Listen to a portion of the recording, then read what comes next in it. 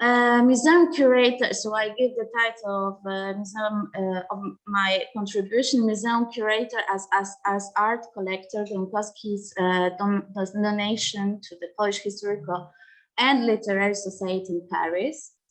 Camille Gronkowski was born in Paris. His parents were Polish, aristocrat immigrants. In 1902, he joined the French administration as assistant curator, where he worked for more than 30 years, and at the newly created museum in Paris, the Palais des Beaux-Arts, known today as the Petit Palais. During his life, Gronkowski acquired a rich art collection composed of European old masters and modern paintings, drawings, furniture, and modern Chinese and Japanese ceramics. Still today, the Gronkowski collection is one of the most important donations made to the Polish Historical and Literary Society. My contribution aims to study the origins of the Parisian art collection made up by Camille Gronkowski, a museum curator, during the first half of the 20th century. The literature on art collecting presents this period as being defined by spectacular dynamics between aristocratic and bourgeois patronage, which Milena just mentioned. Its expansion is linked to the simultaneous growth of the museum and private collection.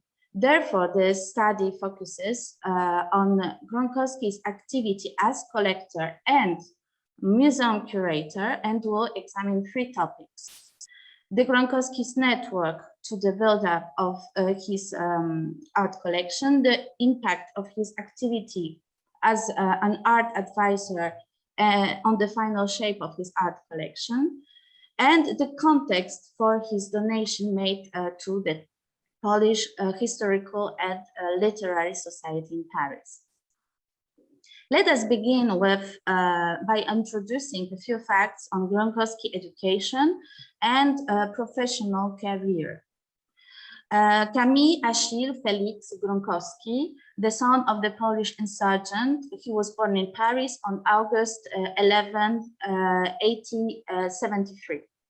His summer vacation were spent with his parents in Brittany in small villa named Pistula, the symbolic name deriving from the river that is crossing Polish territory.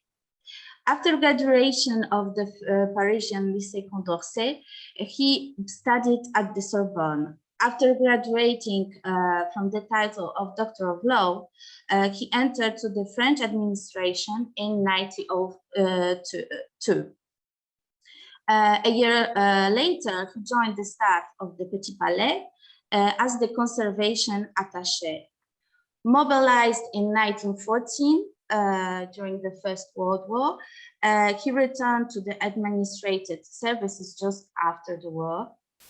After the death of his superior at the Petit Palais, Henri Lapose, he was nominated as the head of the conservation at the Petit Palais until his retirement in 1933. It was in the context of the Second World War that he became active again by restoring links with the Polish Historical and Literary Society, and in 1946, until his death on August 14, 1949, he held the position of the president of the society. So on this first slide, you see the places of Gronkowski's life, the Petit Palais, Dinard, so the small village in Brittany where was built and placed his Villa Vistule,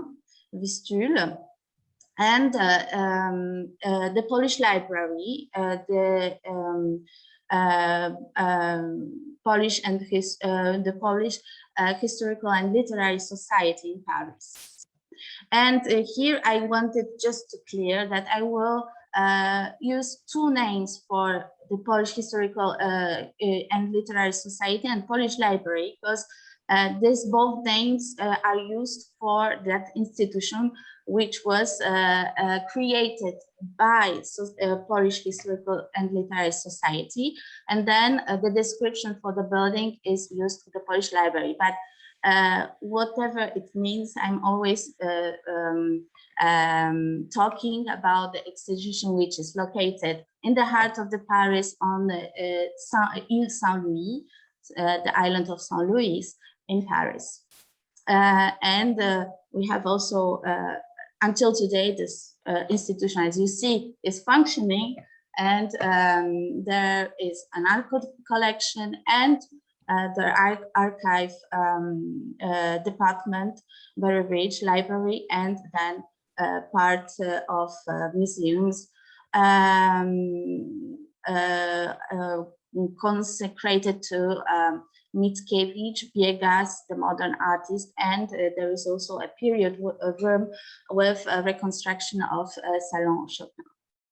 So the first chapter of my contribution is concerns the network of people who helped Gronkowski build his collection. First to mention is his superior, Henri Lapose, at the Petit Palais. As it is well known, the Petit Palais was built for the Universal Exhibition at the beginning of the 20th century, and the year after it was converted into a museum. In 1903, Lapose was elected as the deputy director, and then he succeeded Georges Quint as director in 1905. By this time, Lapose has already put in place a program to enrich the collection by acquiring workshop funds in order to bear witness to the efforts of our modern sculptors. This meticulous plan was directed by him and Gronkowski as his closest collaborator.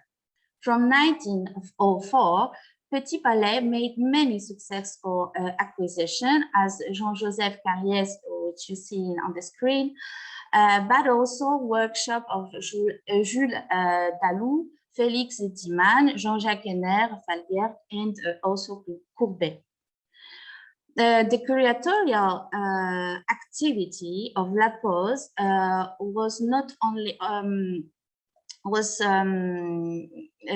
only limited to the acquisition process of modern art, but also in the organization of temporary exhibition, beginning with the exhibition David and his pupils organized in 1913, which was not only original in its theme, but also demonstrated the diplomatic skills of its organizers by bringing into their exhibition works from private collection around the world.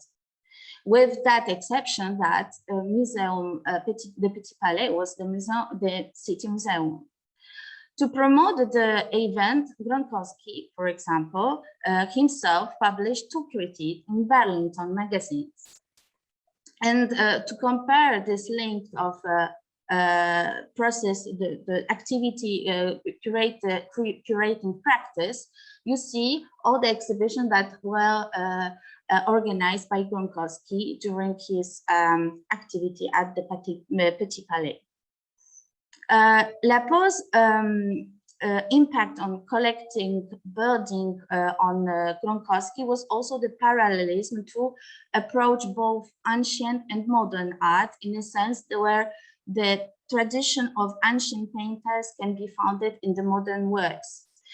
This was initiated in the review La Renaissance de l'art français et des industries de luxe by Henri Lapose. The main goal of the editorial project was to show the artistic heritage and its continuity in French contemporary art and design. The purpose of the review was to give a prize to the modern movement presented at the International Exhibition of Modern Decorative and Industrial Arts in 1925. The review has its own pavilion built with by Guillaume Tronchet, the same architect which was an author of design of galleries at the Petit Palais. And those plans and models has been validated by La Pose. And on the right, you see the cover, spectacular cover for the review, which was exposed in the inside of the pavilion. This is how Gronkowski was able to approach also probably for the first time Antoine Bourdel's art for the two sculpted pieces that we can find in Gronkowski collection, which is conserved today in the Mickiewicz Museum in Polish Library, which are two sculpted projects for the monument of Adam Mickiewicz in Paris. We have relatively little information on how Gronkowski acquired his works of art. All of them he exhibited in his Parisian apartment in Avenue Marceau. Some of them he also placed in his office at the Petit Palais, which you see now on the screen. This is painting from Polish Library collection. Which represents the interior of the office of Gronkowski from Petit Palais, which was painted just 1 year before Gronkowski's retirement, so 1932.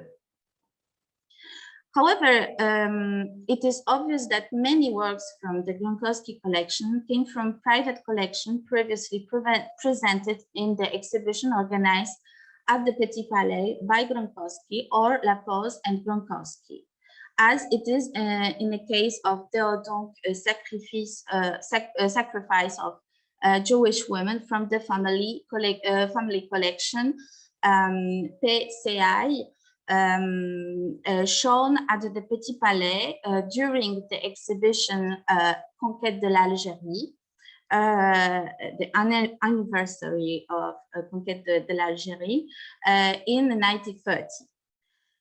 Gronkowski also had connections with the art market, in particular with Parisian Gallery Charpentier, where he made at least few acquisitions in the period between 1933 and 1944.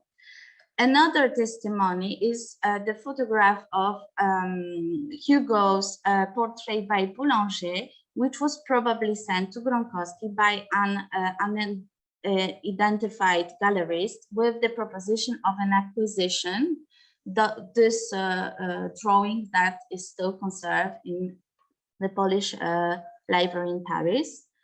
A representative part of his personal library, which is still conserved in the Polish Library in Paris, contains a great number of sale catalogs with Gronkowski annotations, where those presents argues for his passion for art and his impressive network built to expand his collection. So regarding his network, it was surprising to discover that the very first, it is not surprising to discover that the very first mention of an object from the Gronkowski collection is located in the exhibition catalogue of the Petit Palais, David and the Pupils, that I just mentioned, under number 234. One can read a young boy playing with a cat by Louis Edouard Rioux, belonging to Mr. Camille Gronkowski. Hence, a supposition that Gronkowski surely started collecting from the early 1910s. However, considering his activity as an art advisor for Ernest Cognac, the head founder of bourgeois family, the beginnings of Gronkowski collection can be traced back to the first decade of the 20th century. Our museum curator, advised Cognac to purchase various works of art at auctions. Some of these pieces were extremely significant. As precise description that can be found in a posthumous eulogy written in honor of Ernest Gronkowski's close friends. These two gentlemen met during the famous sale of Victor Desfossés collection in April 1899. Thanks to Gronkowski's advice, the great French industrialist became the purchaser of Reclining Naked Woman by Courbet, La Barque by Millet, and Woman in the Hat by Corot that you are seeing now on the screen. Two of them, La Barque and the Woman in the Hat by Corot, they are in the private collections. Courbet is in Tokyo in the Western Museum of Art. We can also owe to Gronkowski the other acquisitions which are still conserved in Cognac Museum. As you see, the Tiepolo and the portrait of Joshua Reynolds. And in the 1920s, it was up to Gronkowski to give Ernest the idea to donate his collection to the Petit Palais.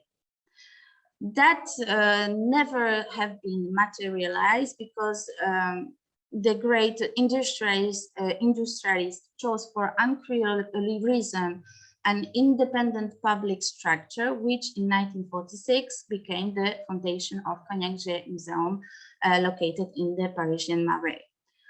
Both messieurs, as collectors, share the taste for the fin siècle eclectism. As I already said, among the objects of Gronkowski collection, we discover a number of numerous types of art objects from Europe, as paintings, sculptures, drawings, but also from Far East as Turkish carpets, ceramics, porcelains, and precious objects from Japan, China, India, and Iran. This curiosity translates, of course, a well-known model of art collecting linked to the Goncourt's brothers' aesthetics and followed by the greatest private collectors of that time, such as Richard Wallace in London or Henry Clay Frick in New York. Gronkowski collection gives a special place for the 18th and 19th century, the periods of his predilection. Like Cognac, he is collecting artists such as François Boucher, Charles Nicolas Cochin, or Jean-Baptiste Greuze, and many others, those masters of ancient regime who needed to be rehabilitated by the time of the beginning of the 20th century. Finally, with the great industrialist, Gronkowski also liked to give special treatment for displaying his objects. And let me know a quote, a fragment of letter of Gronkowski, which was in Madrid for organization sent by La Pose to prepare the exhibition on modern Spanish painting. He's in Prado Museum. The presentation of the paintings at the Prado really struck me. Never more than 2 rows above the picture rail, the backdrops are very varied, often in beautiful damask fabrics, in a shade appropriate to the group of paintings to be highlighted. The care of the presentation is extremely meticulous, right down to the suspension cords are made of beautiful silk in the color of the background. And you see here a set of photos from the galleries from early 30s that I found on internet, I think that it could be the same thing that Gronkowski saw in the 20s. And this supposition you see in the Sala of Tizian. And then you have also the El Greco Sala with the fabrics, damask fabrics, Las Meninas. And in the right corner down, you see the modern art painting, Sala of Manx, with this coat that is accorded to that the painting was hanged with. This passage explains the pedantry with which Gronkowski dealt with the question of framing his art collection, especially that the repertoire of frames was vast and represented a range of styles of frames from the period of Louis XIII until Louis XIV, with the period of Regency, as in the first exhibition of Ernst Cognac in Samaritaine. So how about the donation? This is the third chapter, last chapter of my contribution. At the end of Gronkowski's life, his art collection is to found in wardrobes, bookcases, and display cases in the privacy in his apartment on Avenue Marceau. On 14th August 1949, the Gronkowski collection was moved to the Polish Library in Paris, where it was located until today. The transport was divided in 5 stages, and its finalization took a total of 2 months. The end of the Second World War, that is what we suppose, was the crucial moment for when Gronkowski decided to donate his collection to the Polish Historical and Literary Society in Paris, the Polish Library in Paris. This is the state of the Polish library just before the Second World War. This one is just after. When the Nazis came in Paris and discovered the Hôtel Particulier on Ile Saint-Louis, they converted this place, taking all the precious things to Berlin, into the School of German Language. So you see what probably saw Gronkowski just after the Second World War. This is another room where the rooms are completely empty. Even the fabrics which were on the walls, they disappeared. So first in 1946, he was elected honorary president of the International Relief Work at the Polish Library in Paris, with 2 more members of the French Academy, Georges Duhamel and Amiral Lacaze. With these associations, he engaged all his network of friends, curators, galleries, and private collectors. When he was elected as the president of Polish Historical and Literary Society, he published a book on the history of the library and its collection.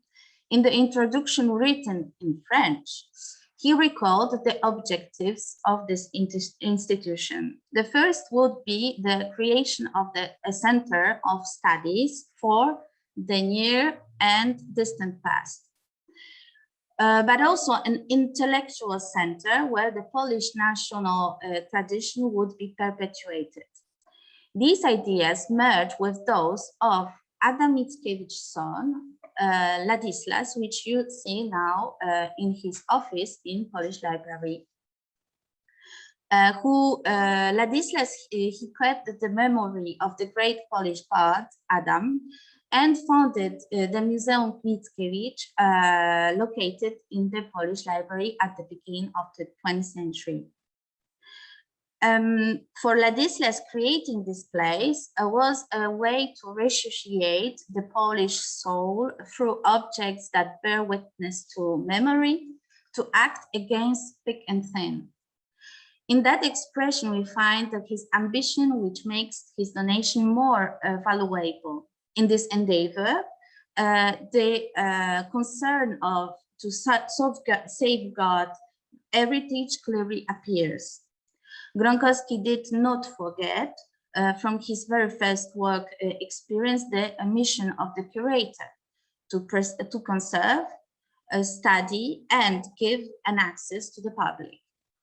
The approach could be also seen as a sensitive act of patriotism, with the difference that Gronkowski was not born in Poland, probably never lived there, never have been there, and surely could even not write in Polish. In short, considering Gronkowski's gesture as a simple proof of generosity is more than reductive. It is a question of rebuilding the national heritage devastated by the war, and restoring the prestige of the Polish Historical and Literary Society in Paris, founded by the great Polish romantics as Frédéric Chopin, as Mickiewicz, by keeping his collection safe and available to the public. Thank you for your attention. Oh, yes, and I forgot the last photograph of my presentation is the room which we are preparing with the project of catalog of Gronkowski collection that will expose the selection of the objects from Gronkowski collection. On December 9th, 2021 will mark the 80th anniversary of the death of Prince Wladimir Argoutinsky-Dolgoroukoff. He assembled a large collection of old master drawings, Russian paintings of the 18th and 19th centuries, as well as porcelain. After the Russian Revolution, he emigrated to France and became a notable figure in the Paris collecting world. Born in Georgia into an Armenian family, he had a Russified name. He belonged to many cultural contexts and yet to none. Argoutinsky-Dolgoroukoff's place in the cultural life of St. Petersburg at the turn of the 20th century can be identified through his art collection practice, a former hobby that became a central concern of his life. Although before the immigration to the West around 1920, Argoutinsky-Dolgoroukoff was already well known as an art collector, and the lives of others in his circle, not least critic and artist Alexander Benoit and Serge Diaghilev, their lives have been studied in depth. Argoutinsky himself has drawn relatively little attention. In this paper, I will shed light on some aspects of his biography and will consider the question of how collecting of art may have helped Argoutinsky to construct a new identity and negotiate his position as one of the most respected connoisseurs and collectors in St. Petersburg, despite being an ethnic and class outsider. The role of collecting in shaping identity has been addressed in a variety of interdisciplinary studies, which have grown significantly over the past 30 years. There is an obvious shift in the research focus from the psychoanalytic studies of collectors' motifs to empirical studies of objects in identity presentation and group membership. In one such study, Professor Andrew Dillon describes the desire to be accepted by the group of others as one of motivations for collecting. The acquisition and possession of artifacts allow the collector to shape their identity to fit into the group. In addition, quoting Helga Dittmer's book about the social psychology of material possessions, Dillon mentions the significance of collecting as a means of social location, the placement of self within a network of group in society. Within the framework of such theoretical approach, an analysis of Argoutinsky-Dolgoroukoff's collecting practice is particularly interesting. Vladimir Nikolaevich was born in Tiflis, now Tbilisi, Georgia, on March 24th, 1874, in the family of Prince Nikolai Argoutinsky-Dolgoroukoff, city mayor and state councillor, and Princess Maria Argoutinsky-Dolgoroukoff, heiress of a large oil company. He had 4 siblings, 2 brothers and 2 sisters. Although the name is Russified, its origins are Armenian. Their princely title was granted by Russian Emperor Paul I in 1800. The first letter of the name of Paul I, placed in the center of the Maltese cross in the middle of the family coat of arms, commemorates this event. As a wealthy and aristocratic Armenian, Argoutinsky-Dolgoroukoff belonged to a layer of society that was separate from the life of the local Georgian population in Tiflis. From childhood, the young prince was exposed to philanthropy and charity. His parents were avid donors and supporters of different social initiatives. For example, in 1900, his father donated 300 rubles for construction of the People's House in Tiflis and founded a school for children with disabilities. Such practice was common among the Armenian bourgeoisie at the turn of the 20th century. It was also through his father that Argoutinsky first encountered the practice of collecting. For Prince Nikolai was a great bibliophile. He had a rich library of nearly 10,000 volumes dominated by Caucasian studies. Today, the library has been almost completely transported to Yerevan, Armenia, and forms a major part of the National Library. As the son of the mayor of Tiflis, Argoutinsky-Dolgoroukoff met some of the most prominent members of the artistic world, not only local residents, but visitors from the capital, St. Petersburg.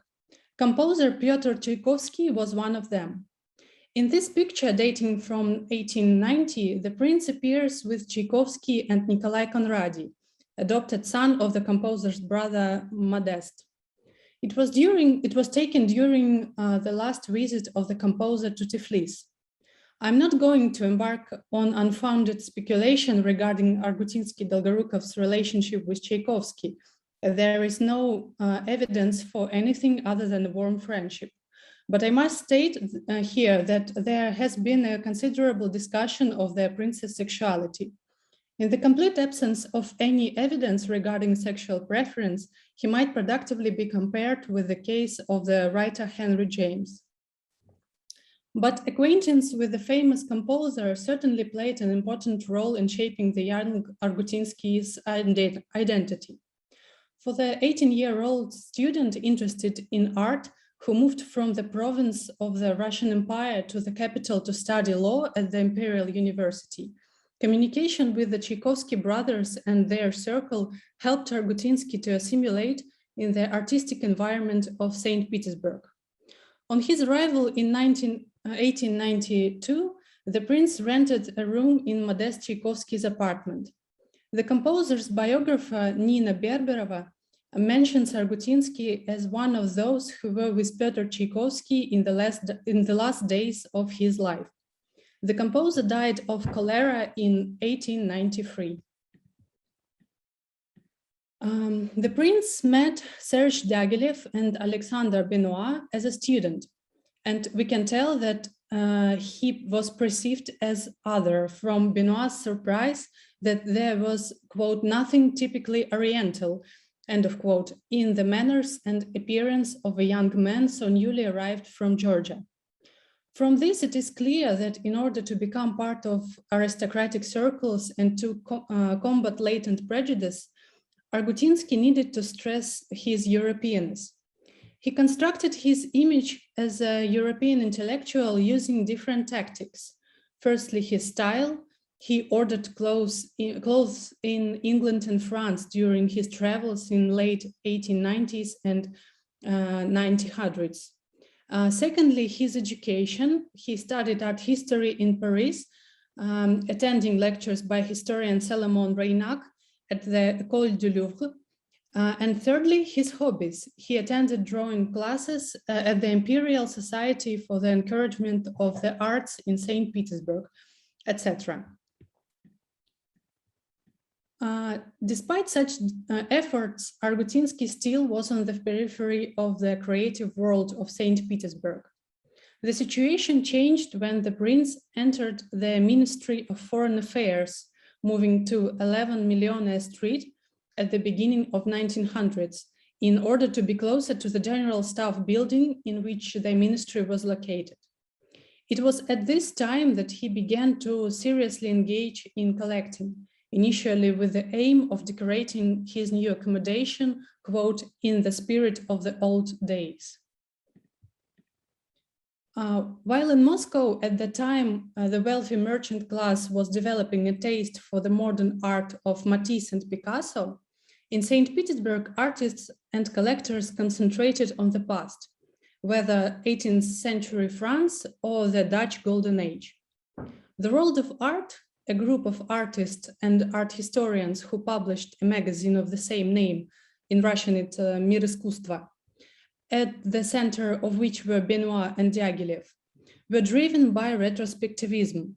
They collected art of the past, organized exhibitions, and their own works of art often showed scenes from life in previous centuries.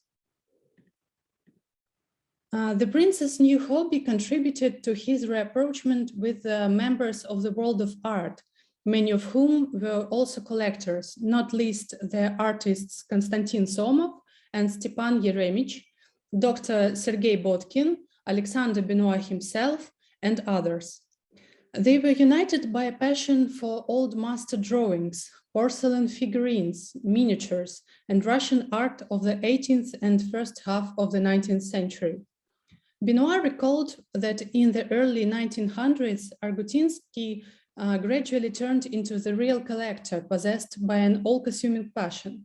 Quote, he wanted to collect everything that was possible, from pictures, drawings, and all kinds of decorative trifles. End of quote. It is important to note that even once he was accepted in such circles, Argoutinsky stood out. He was an aristocrat and collector who joined not aristocratic court circles in the Russian capital, but the circle of middle-class creative intellectuals. He was one of very few aristocrats in this dynamic world. Artist Mstislav Dobujinsky was much impressed by this circle of enlightened amateurs who met in the prince's apartment and where he created an atmosphere of specifically intended to enhance the enjoyment of art. New acquisitions by members of the circle were accompanied by discussions, advice, and admiration. Collectors consulted and informed each other about new arrivals and finds in antique stores. Benoit noted that in around 1910, the number of items in the prince's collection reached 1,895. On the eve of the First World War, Benoit announced his plan to describe Argoutinsky-Dolgoroukoff's extensive collection in the magazine Starые годы, Days of Yore, which regularly published articles on private collections. Although this plan was not realized, it indicated the widespread recognition of the value of the prince's collection among his peers. It is Benoit again who provides us with the evidence of how Argoutinsky changed, how his engagement with the world of collecting made him belong. Constant communication with like-minded people shaped and polished his identity, and Benoit tells us, his taste was thus refined, he lost his shyness and the remnants of his provincialism. Quote, at first, I personally only tolerated the presence of this nice, quiet, harmless, but it seemed not particularly interesting young man.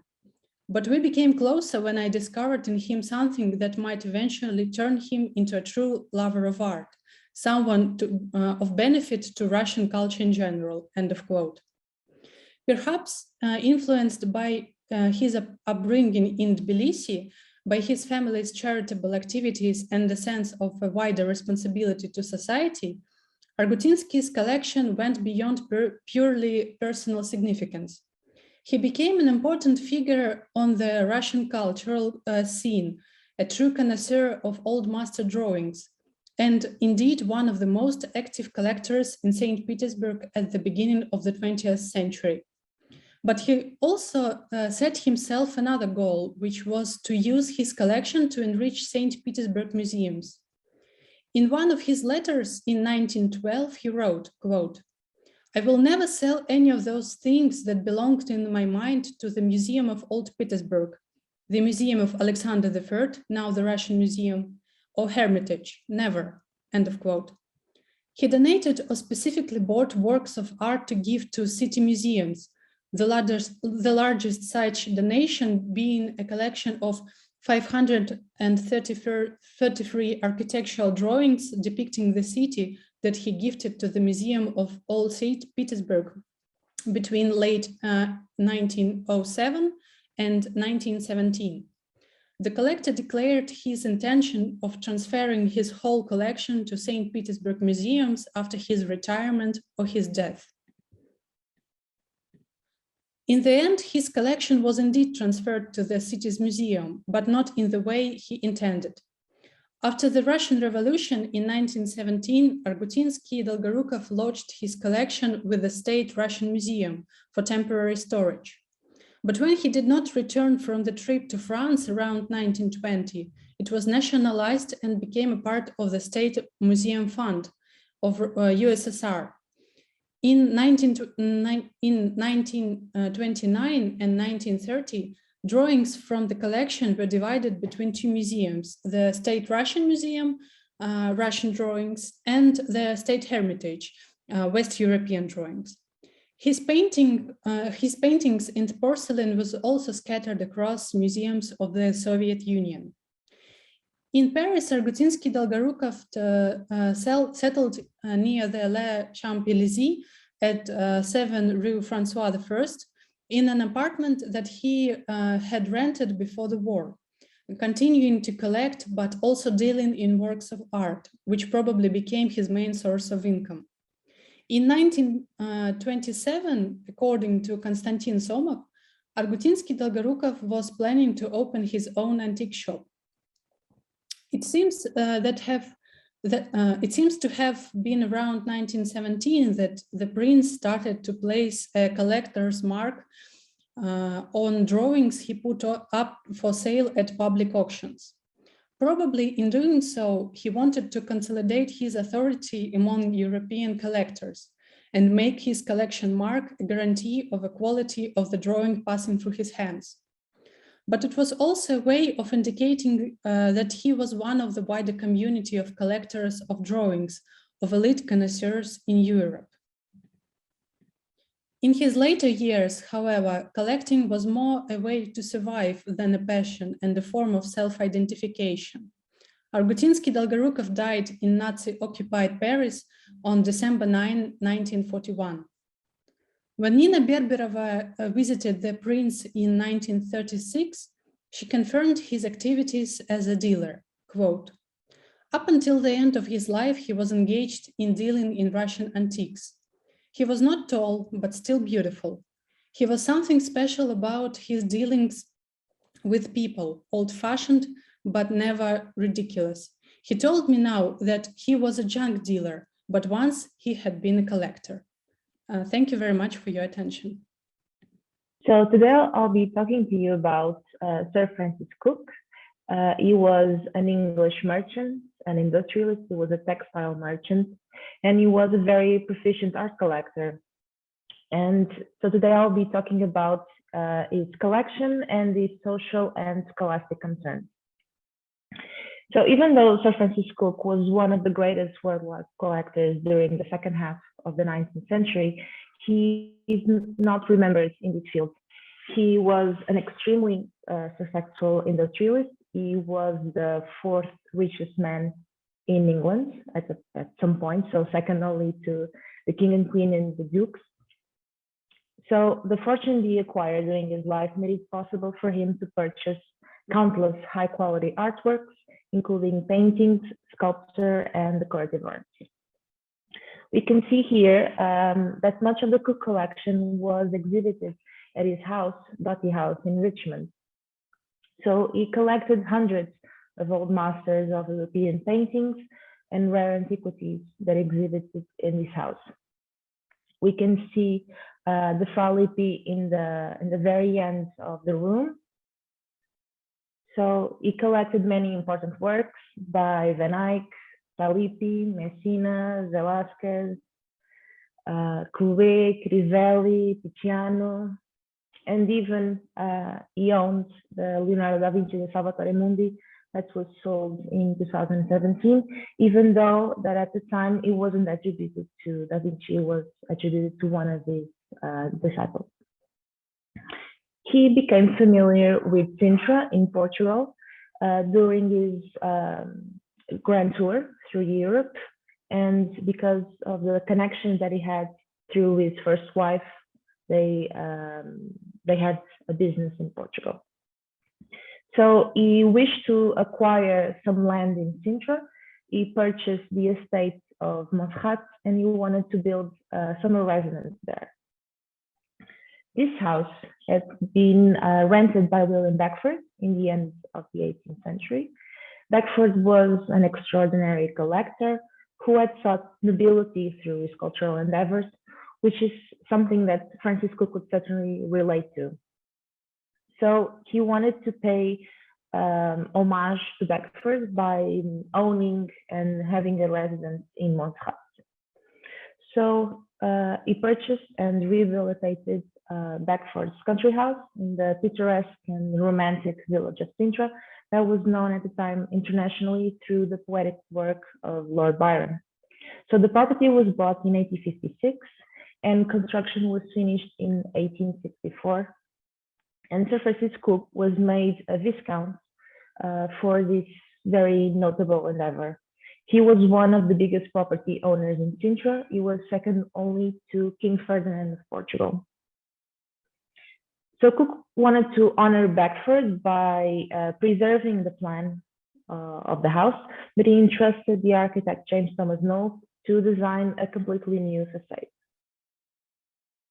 So this exuberant exterior of this residence was complemented by a very lush garden that he brought in many foreign species from all over the world.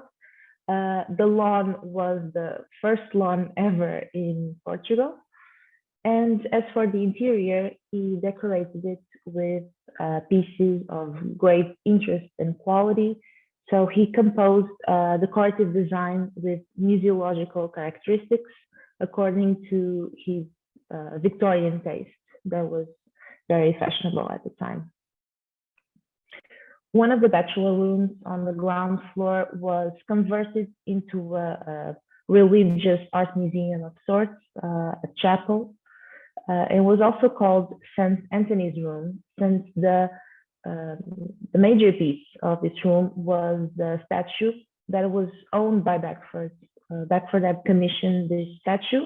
He exhibited in Fonthill Abbey, in Lansdowne Tower, and after it was sold, Cook eventually was able to purchase it and bring it to Montserrat. Cook surely was familiar with the way that Beckford exhibited his beloved statue, since he sought to replicate this rounded niche from Lansdowne Tower in Montserrat. These colored engravings had been published, so it was possible that he had seen them and sought to do something very similar in Montserrat. This is the South Drawing Room. It was called Indian Room by the Portuguese press because of the main staples of furniture. So Francis Cook died in 1901, but the decoration remained practically the same throughout the times. And all of these pictures that we are seeing here, they were commissioned in 1905 by his son, Frederick Cook, to the photographer David Knight Sweetholme, who was the official British Royal House photographer. So they commissioned him and paid for his trip to Montserrat in order to photograph everything.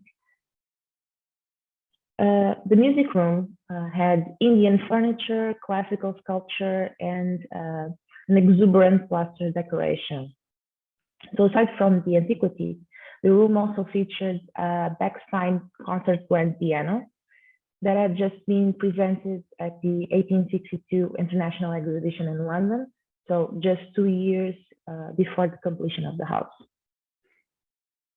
As for the dining room, they had 16 Italian paintings, an extensive collection of silverware, and contemporary furniture designed by John Gregory Crace.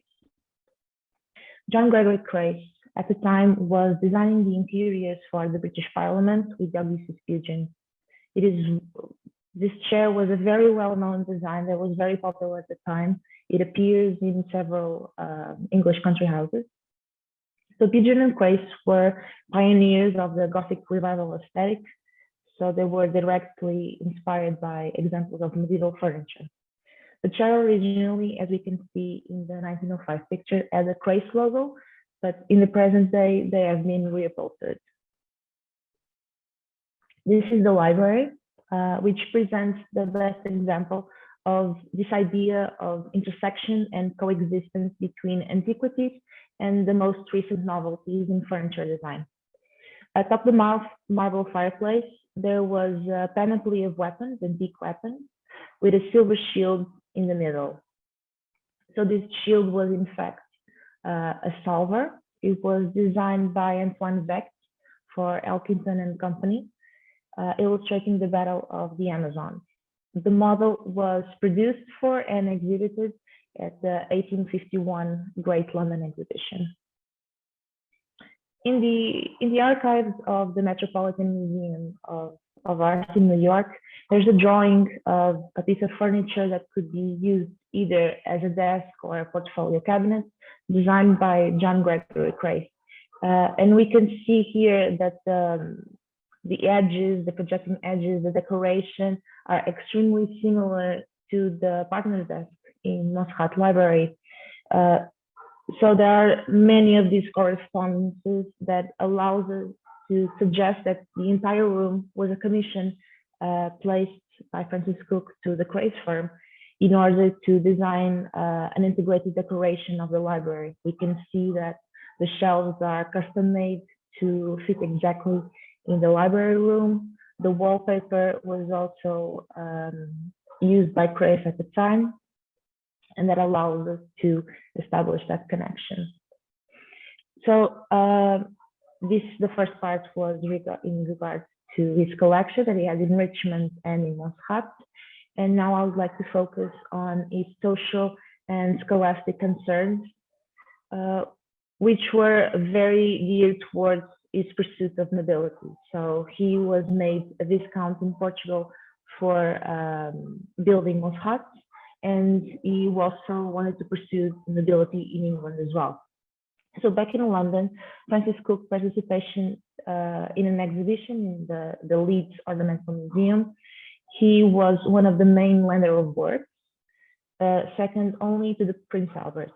So he felt the prestige of appearing in an official catalog along with the royal family. So he wished to expand his collection in order to increase his social standing. For this, he enlisted the help of John Charles Robinson, a notable collector and expert with his experience of working in the South Kensington Museum. So when Robinson organized a Spanish and Portuguese ornamental art exhibition at South Kensington Museum in 1881, Francis Cook was one of the main lenders by lending many objects that Robinson had helped him acquire since he was his art advisor. After his first wife died, Francis Cook remarried in 1885 to a much younger American woman. She was 30 years younger than him and as old as his first son. Tennessee Claflin was an American suffragist. She was best known for being the first woman to open a Wall Street brokerage firm. So this marriage was somewhat frowned upon in British society. So Claflin deeply influenced her husband towards increasing his social patronage by supporting young women in their studies.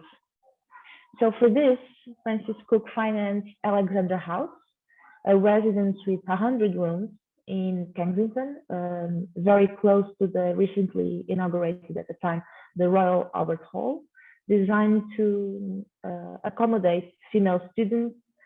They were studying at London Royal Colleges of Music, Arts and Sciences, so they could have a boardroom in this house.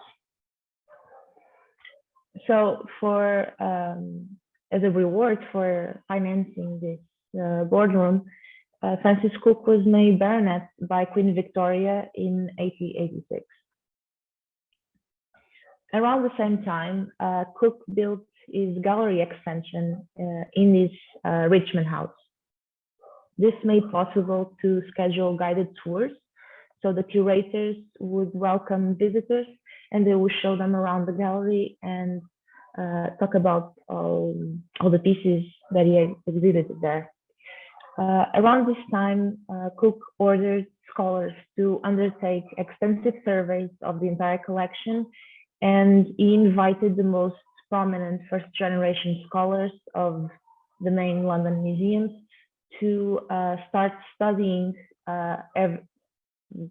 each collection, so the paintings collection, the Greek vases, the Majolicas, so on and so forth.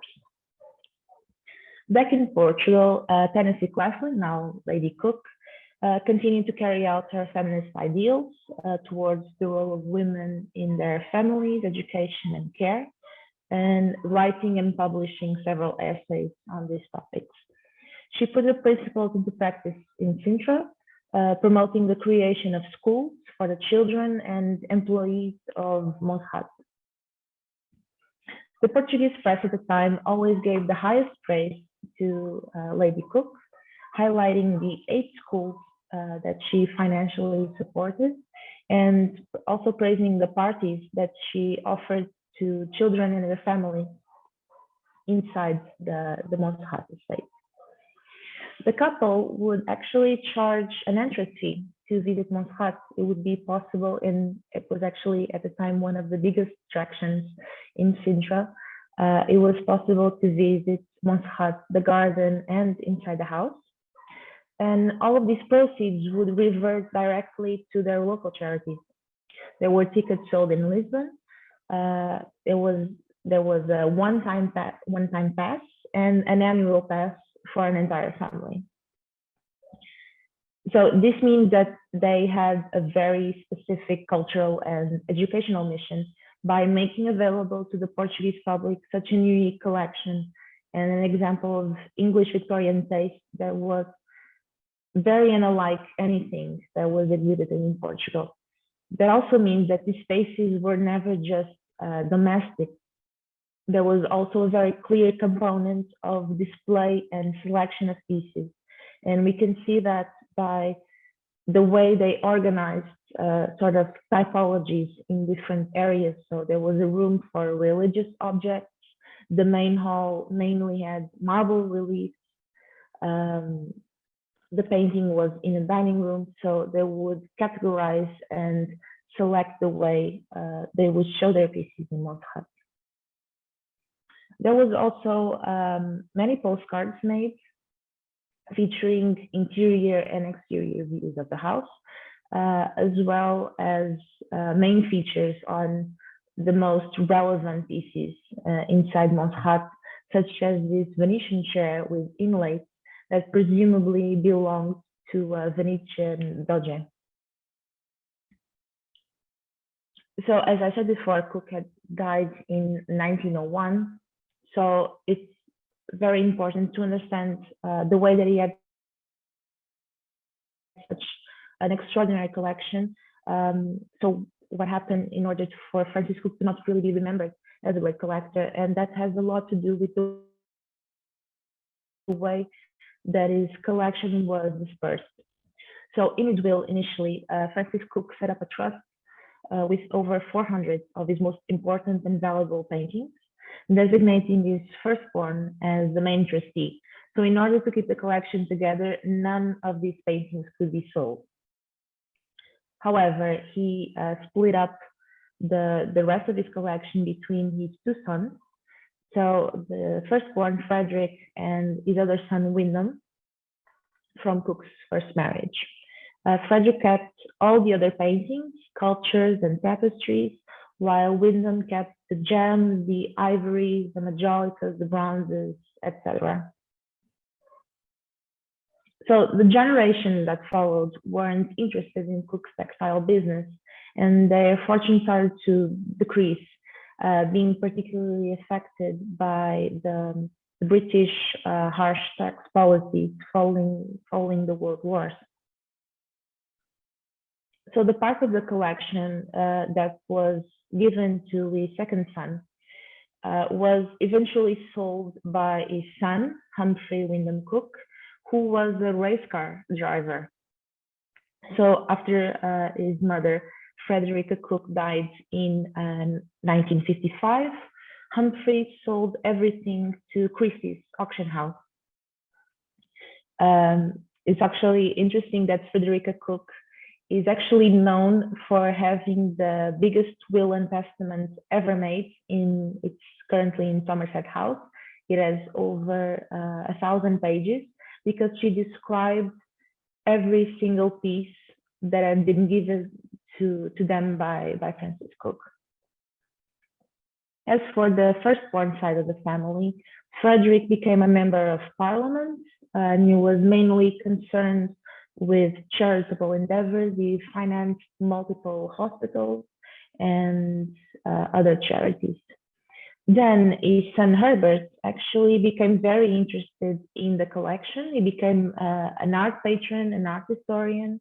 He parlayed several donations to London's biggest museums. And he also started studying and divulging the Cook collection by publishing the catalogs of the entire collection and also other papers that we would publish in magazines. However, the great-grandson, Francis Ferdinand, he dabbled in painting. He was sort of a dilettante, and he was actually known for being the baronet who married 7 times. So this is him on his 7th marriage. So basically, when he started selling the paintings from the trust that had been dissolved, the collection started scattering very, very quickly. So nowadays, the best paintings from the Cook collection can be seen throughout the world's biggest museums. And also not just the paintings, but also other very famous works of art, such as the Roman statue of Venus, known as the Mandarin Venus, which is today at the Paul Getty Museum, and many other pieces. This is a selection of some of the pieces in the Metropolitan Museum, British Museum, the National Gallery of Art in Washington, the Vinay, and in Portugal, Carlos Gulbenkian actually purchased some of Cook's paintings, and they still belong to the Founders Collection and are exhibited today in Lisbon. So the provenance of many of these paintings are documented. They can be easily researched and found, even the ones that Humphrey sold in auction to Christie's. Sorry. So this isn't the case in Portugal, because Montserrat functioned as a living museum until the property was sold in 1946. But everything that was inside the house was sold at auction, and there was no catalog and there are no sales records. So the Cook collection assembled in Portugal was completely dispersed.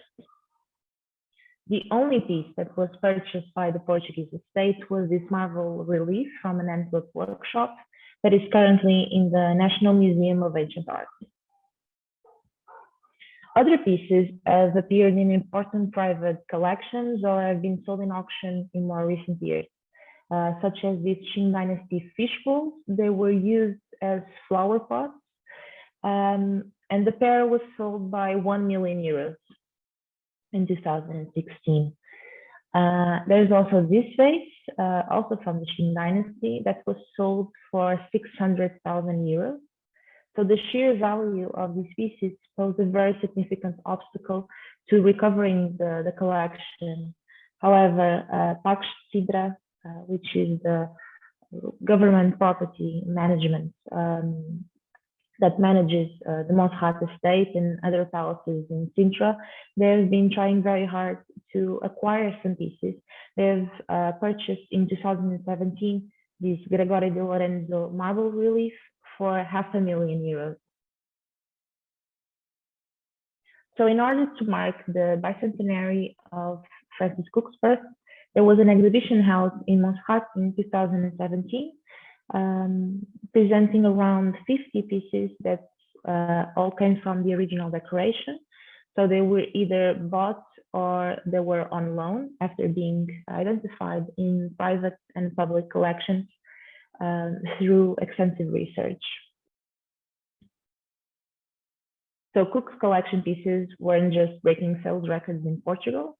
As we all know, Da Vinci's Salvatore Mundi was sold by $450 million in 2017. This was originally sold by the great-grandson of Francis Cook in 1958.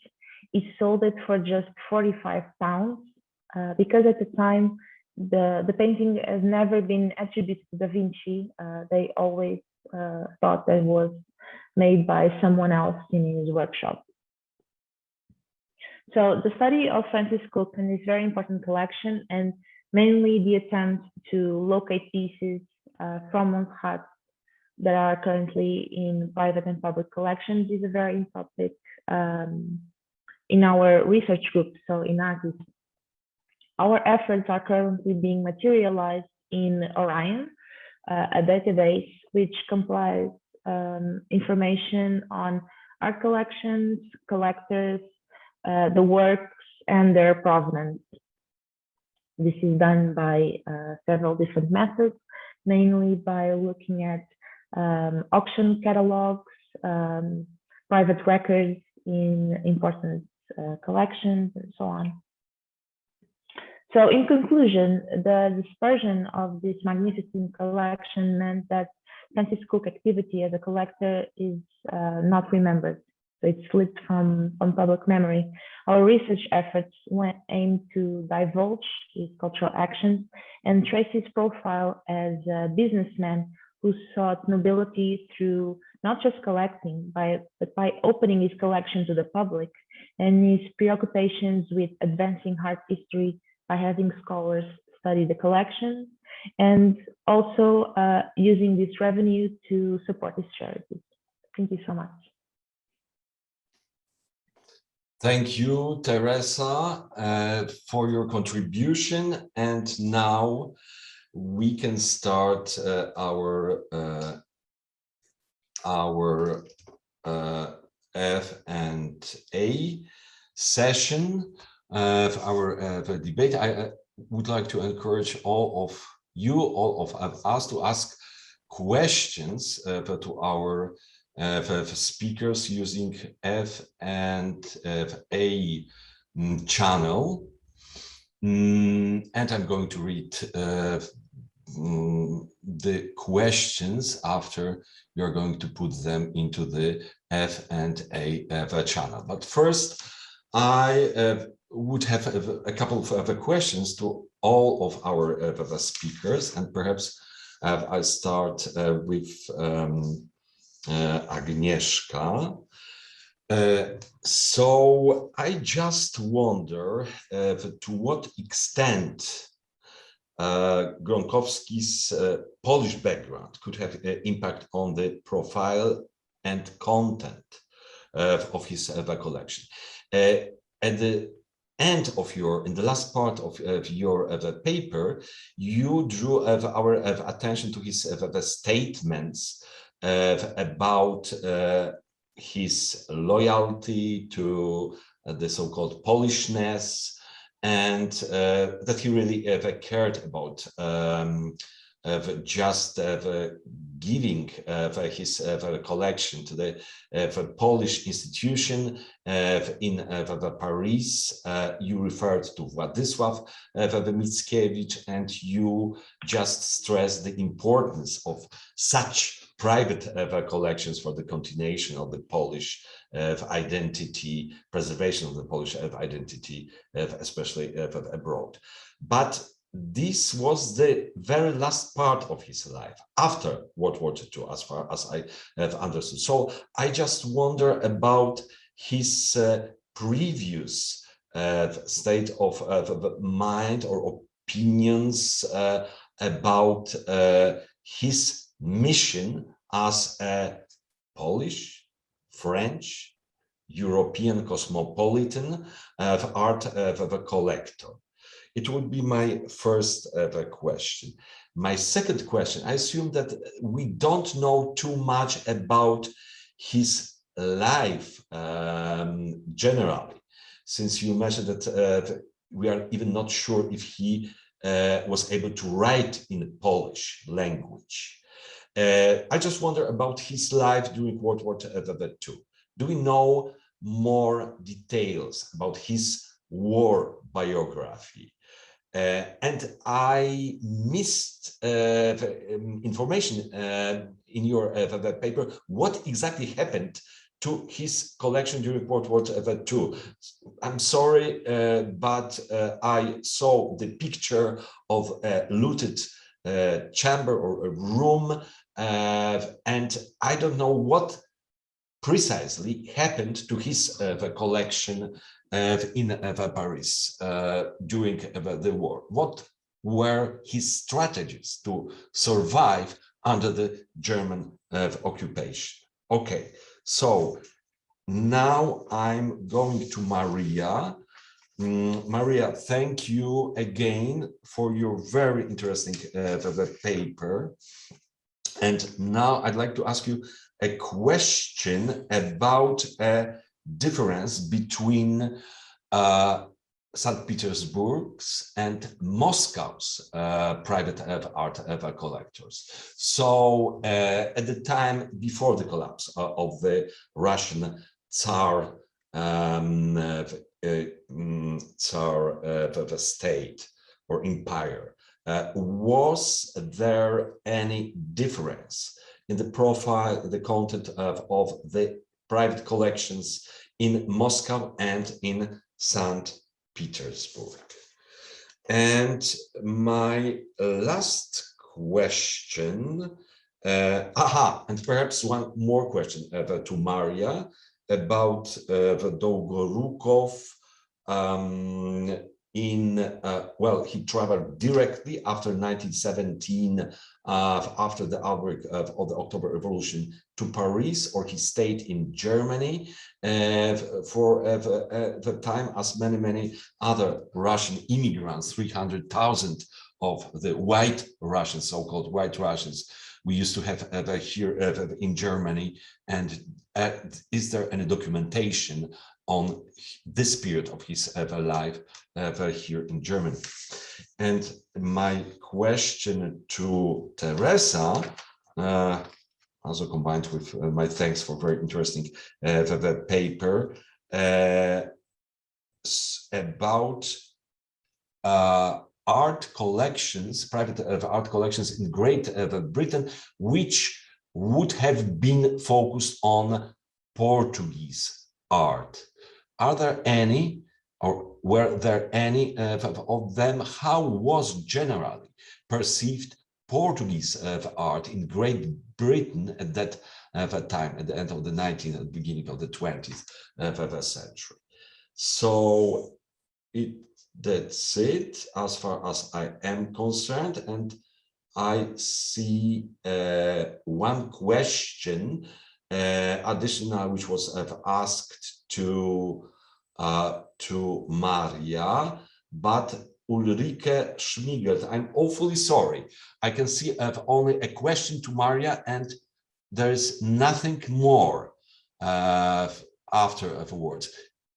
Could you see, Maria, any text So Ulrike, please repeat your question. Okay, now here we are. Thank you so much for this very interesting talk. Could you say something about Prince Argoutinsky-Dolgoroukoff's connection to Graf Valentin Zubov and more general his network with Russian collectors and dealers? Okay, so we've got quite a lot of questions. So please, Agnieszka, would you start?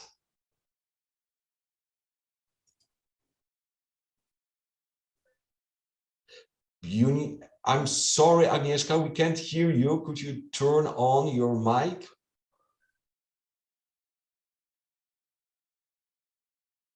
And again.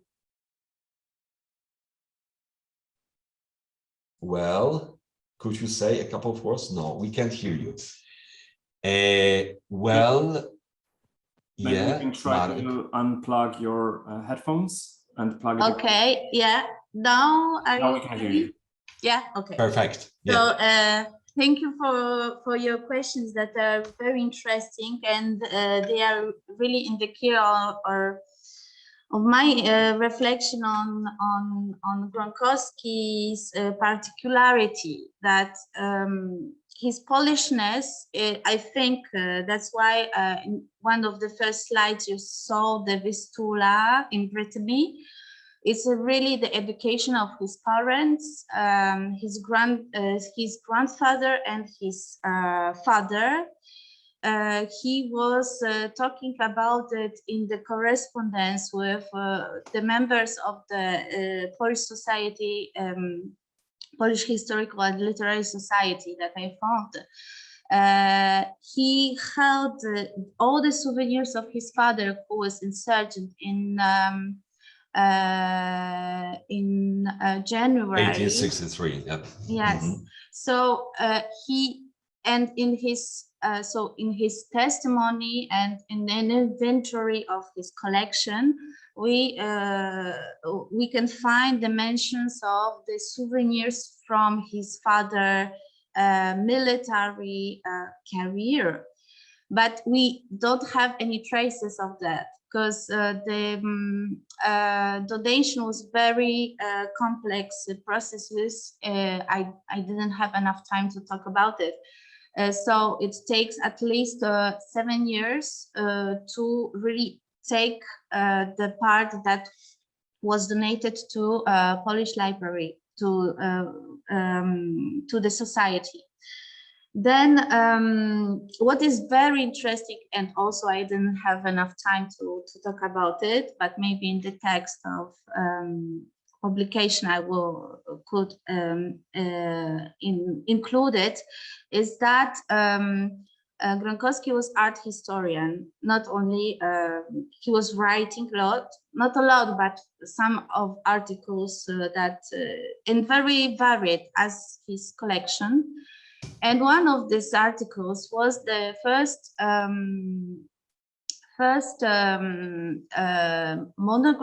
article monography of Norblanc Le Gourdan. So the 18th century French artist that have traveled to Poland. He was working with the last king of Polish Empire, and in the 19th century, and he had the Norblin. He has a huge collection of graphics, and he also gave a convention to Polish traditional arts, which was very interesting, and it was exactly what was interesting Gronkowski. This foreigner that have visited, and maybe he fell in love in that Eastern Imperium, and he gave something from his perspective to this Polish national art. And I think that there is something which we could maybe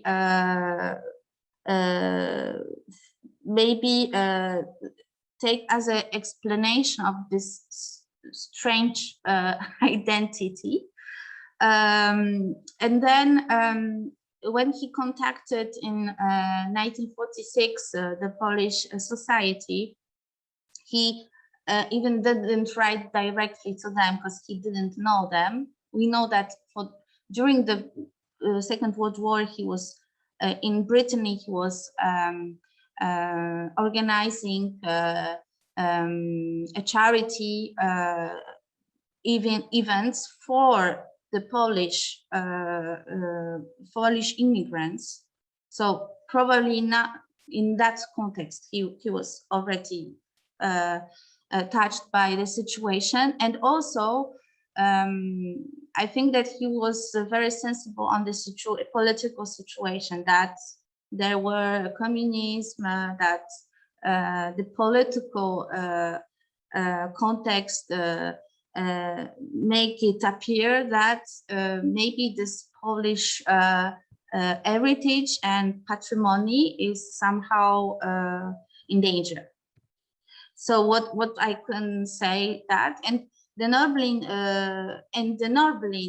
drawings, just to finish with this previous Polishness, he has 3 Nobelins in his collection. So this is like romantic identity, influenced also by the family.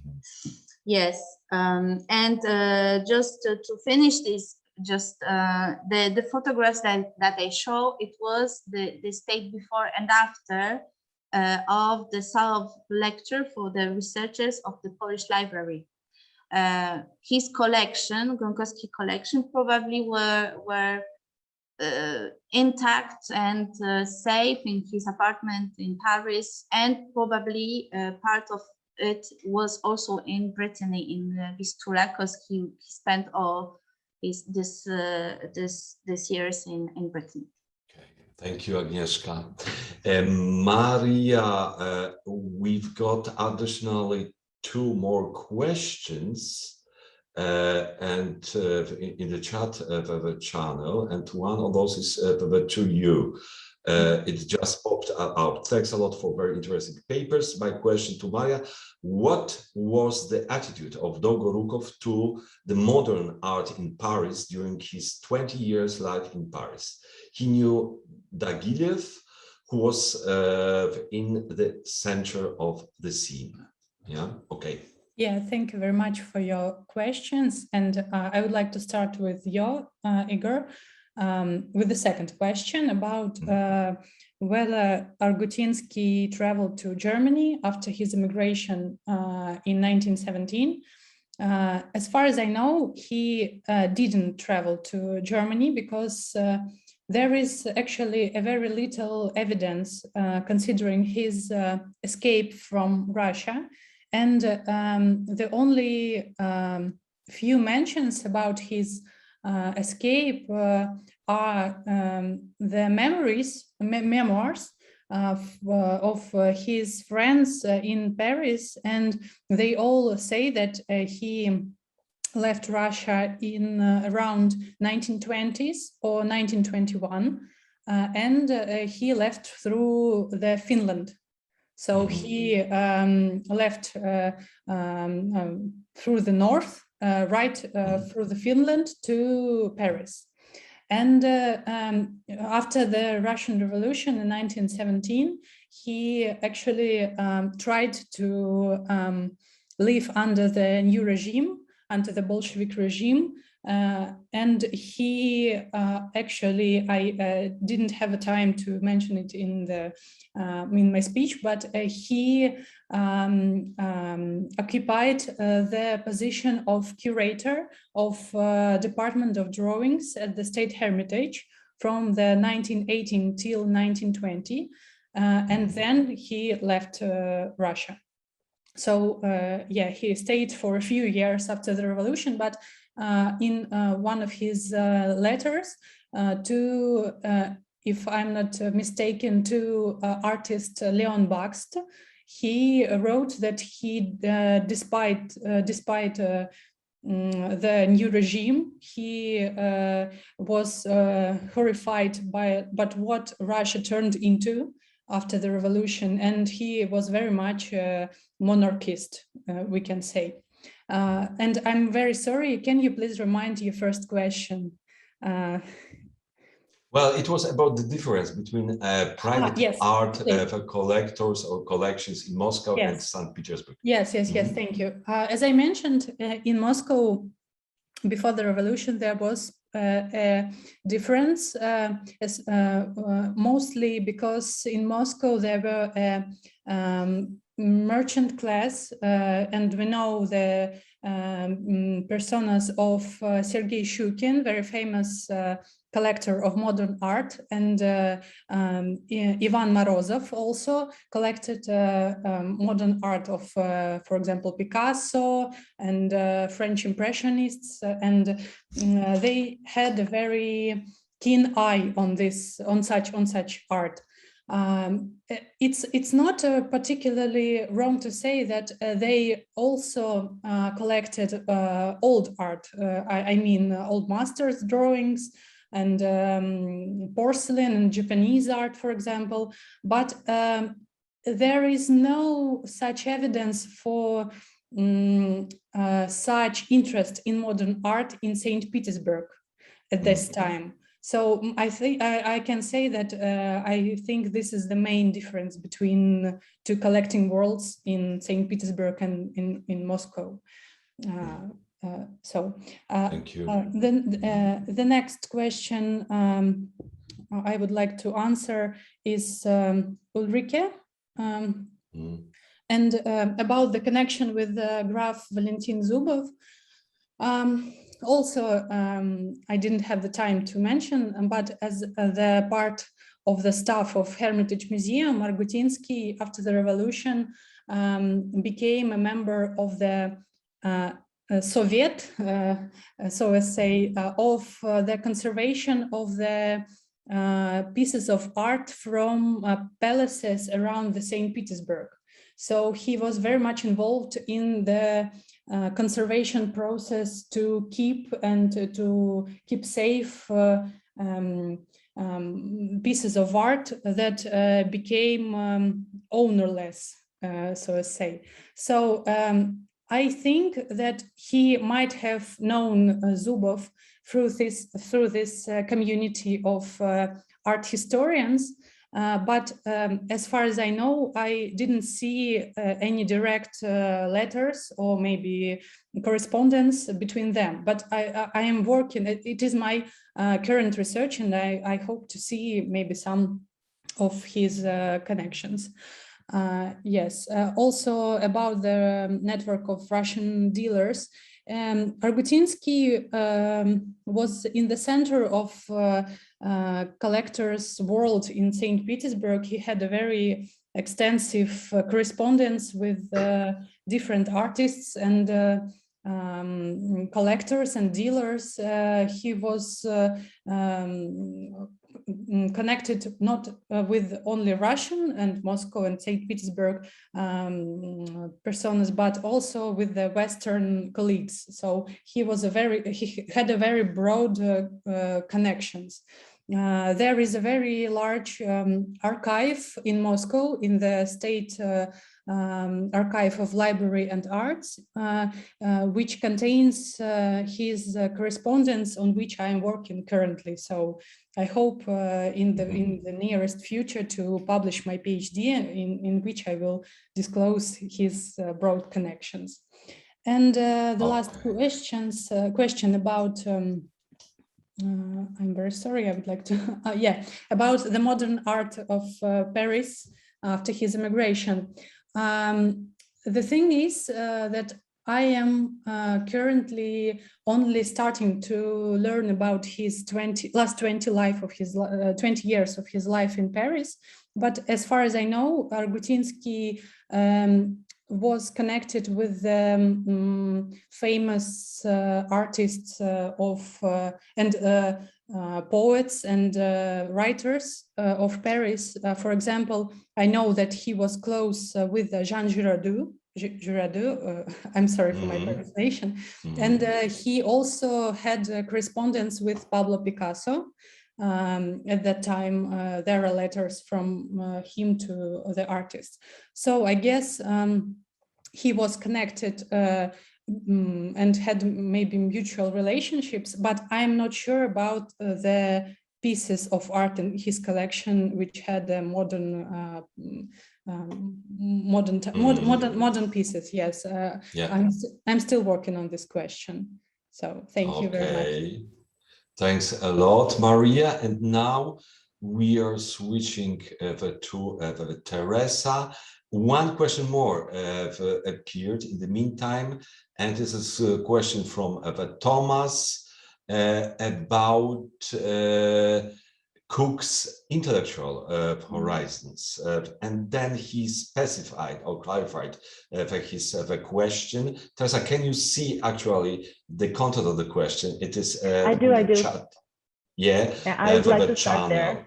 Yeah, okay. So I would like to divide my answers on two perspectives in terms of intellectual horizon.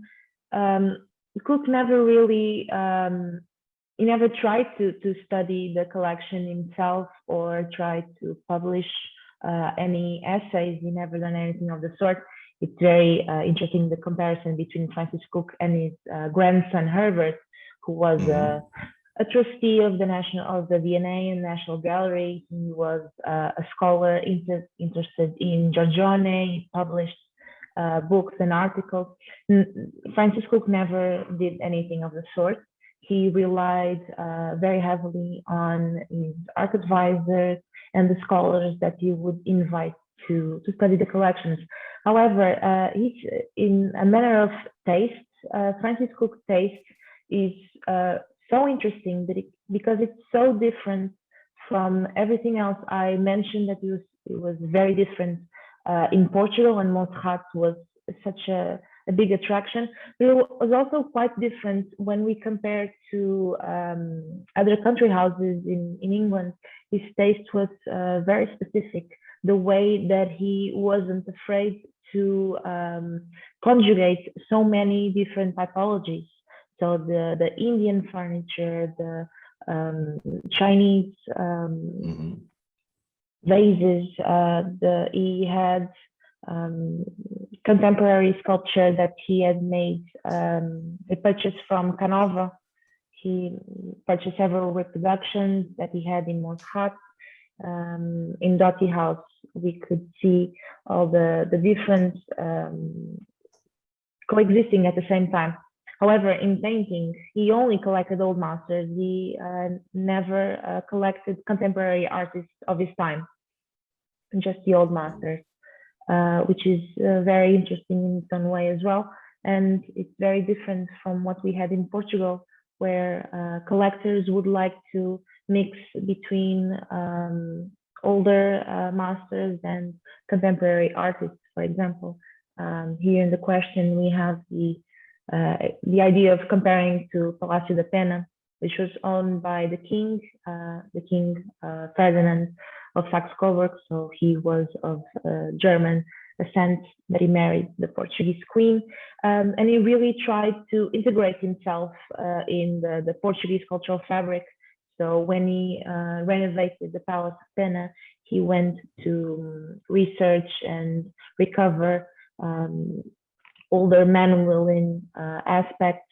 And when he collected, he was very interested in supporting the Portuguese cultural fabric. So he bought and dealt with a lot of contemporary artists.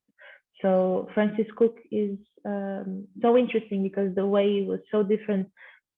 He wasn't afraid to mix the novelties from the Great Exhibition by having the salver and the piano and other items.